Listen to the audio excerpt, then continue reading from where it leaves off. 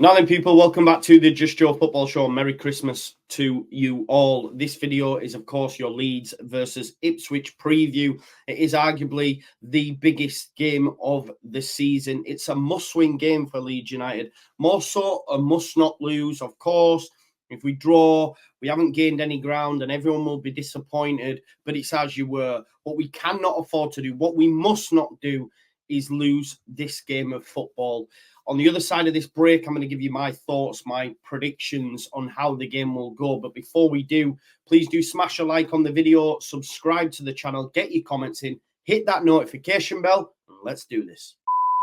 I've just quickly stuck this in here as well, folks, because I forgot to mention it. But myself and Benjamin Bloom, of course, the Ipswich fan, will be doing a live stream tonight at 9 o'clock discussing this very game. So make sure you got your notifications on so that you don't miss that. I don't care. Kane, it's 1-0. We're fucking down. 13th in the championship. The takeover happened, as I said it would. People will be... Oh, when have we got Leeds?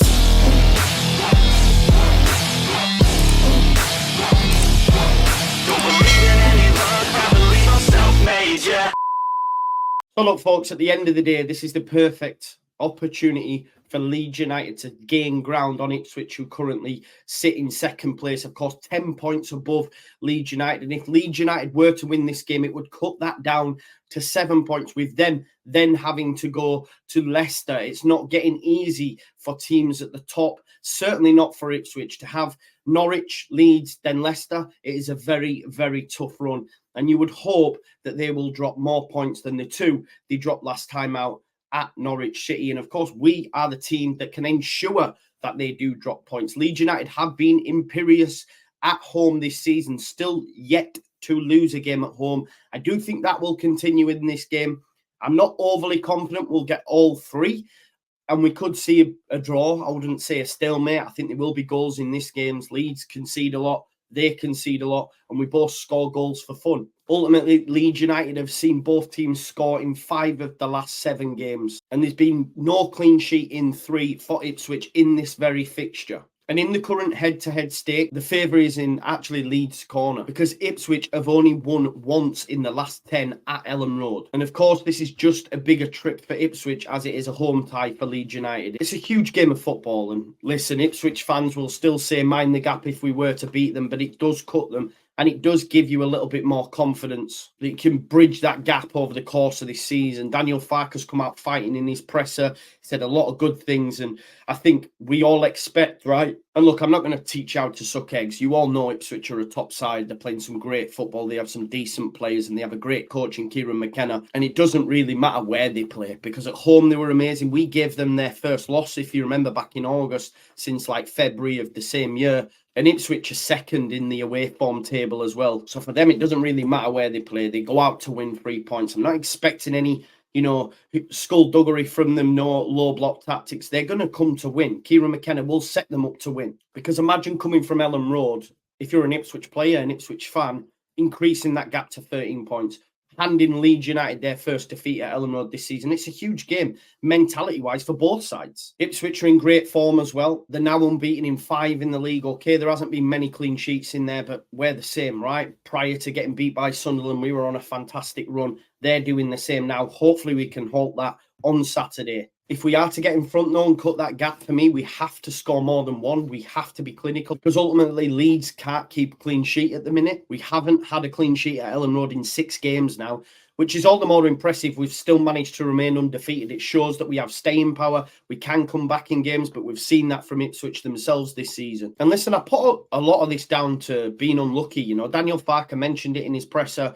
It's one shot, it's one goal. Some people will blame Melia for that, but there's a catalogue of errors. We're gifting opportunities to teams. What we can't afford to do is gift Ipswich opportunities. I feel that in the fixture we won down at Portman Road, 4-1 would have been a more reflective scoreline. I genuinely believe that. Obviously, if you just look at the scoreline, you're thinking 4-3, but we gifted them a lot of opportunities. What we can't afford to do is do that at the weekend, because as I've mentioned, I expect Kieran McKenna to set up and come for us. But if they did get in front, don't be surprised if he then says, right, let's go for a low block and protect this lead. Because Daniel Farke's Leeds have shown that is their kryptonite. But there is no guarantees that Ipswich will be able to do that to a sufficient level. When you're playing that style week in, week out that you might see from a Rotherham, Sheff Wednesday, they're used to doing that. If you were to then suddenly switch Ipswich, so it might not actually work in their favour, but it is something to consider that if they did go in front, that Kieran McKenna says, right, let's shut up shop. And they have the players to do that. So yeah, defensively, they are really, really good. I really like Burns on the right-hand side. You've got Broadhead. We've seen he's got really good feet. Chaplin and Hurst, they are a very good side. I think maybe sometimes we can be a little bit negative towards it and say, do you know what? They're not even that great. It's just they're playing really well under McKenna. And of course, McKenna deserves a lot of praise, but these aren't bad players. So Leeds United will have their work cut out all over the pitch, even in midfield, Morsey, Luongo. You know, the battle's going to be interesting to see how that develops between Kamara and Ampadu. It will be interesting to see what lineup he goes with. Daniel Farke said that he will mix it up. He has to, right? There's 4 games in like 8 days. For me, I want to see Nonto in there. Personally, I'd drop Pirro. I know he won't, but that's what I would do. And have a fluent front 4, because imagine the interchanges between Nonto, Somerville and Rutter. Okay, James is, you know, you're not expecting him to come central or anything, but he can, you know, give you that width on that right-hand side for switches or getting him in behind Leif Davis, because ultimately we know how adventurous Leif is. This is the point. I would argue I would move Spence to right back, and call me crazy, but maybe even start Firpo. I know that's going to get me shot. I know, you know, I don't rate him, but I do think as good as Spence has been, we do need someone who can play that to an adequate level. Maybe that's Gray and put him out there, but I just think Spence and Somerville's continuity and the way they play together doesn't really gel, in my opinion. And you know I dislike Firpo, but just for a little bit more balance, I would advocate starting him.